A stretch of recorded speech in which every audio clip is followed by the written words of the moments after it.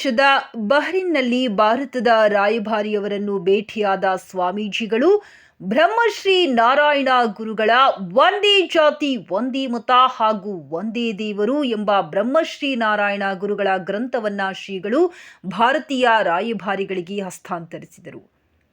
ಪೂಜ್ಯ ಸ್ವಾಮೀಜಿಗಳು ಅರಬ್ ದೇಶದ ಬಹ್ರಿನ್ನಲ್ಲಿರುವ ಭಾರತದ ರಾಯಭಾರಿ ಕಚೇರಿಯಲ್ಲಿರುವ ಶ್ರೀ ವಿನೋದ್ ಜಖಪ್ರವರ ಭೇಟಿ ಜೊತೆ ಹಾಗೂ ಇಂಡಿಯನ್ ಕೌನ್ಸಿಲರ್ ಆದ ಶ್ರೀ ರಾಜೀವ್ ಕುಮಾರ್ ಮಿಶ್ರಾಜಿಯವರ ಜೊತೆ ಚರ್ಚೆ. 2026ರಲ್ಲಿ ಅರಬ್ ದೇಶದಲ್ಲಿ ನಡೆಯುವ ವಿಶ್ವ ಸರ್ವಮತ ಸಮಾಧಾನ ಸಮಾವೇಶದ ಬಗ್ಗೆ ರಾಯಭಾರಿ ಜೊತೆ ಸಂಪೂರ್ಣವಾಗಿ ಚರ್ಚೆ ನಡೆಸಿದರು ಹಾಗೂ ಈ ಸಮಾವೇಶ ಬಹ್ರಿನ್ನಲ್ಲಿ ನಡೆಯುವ ಚರ್ಚೆ ಕುರಿತು ನಡೆಸಲಾಯಿತು ಮತ್ತು ಭಾರತದಿಂದ ಬಂದು ಬಹ್ರಿನ್ನಲ್ಲಿ ಕೆಲಸ ಮಾಡುತ್ತಿರುವ ನಮ್ಮ ಭಾರತೀಯರ ಬಗ್ಗೆಯೂ ಶ್ರೀಗಳು ಸಂಪೂರ್ಣ ಮಾಹಿತಿಯನ್ನ ಪಡೆದುಕೊಂಡರು.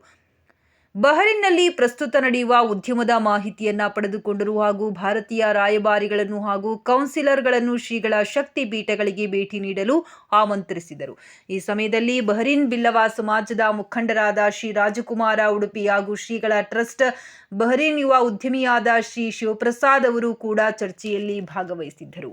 ಮಾಹಿತಿ ನೀಡುವವರು ಶ್ರೀ ವೆಂಕಟೇಶ್ ಗುಂಡನೂರ್, ಕಾರ್ಯದರ್ಶಿಗಳು ಬ್ರಹ್ಮಶ್ರೀ ನಾರಾಯಣ ಗುರು ಶಕ್ತಿಪೀಠ.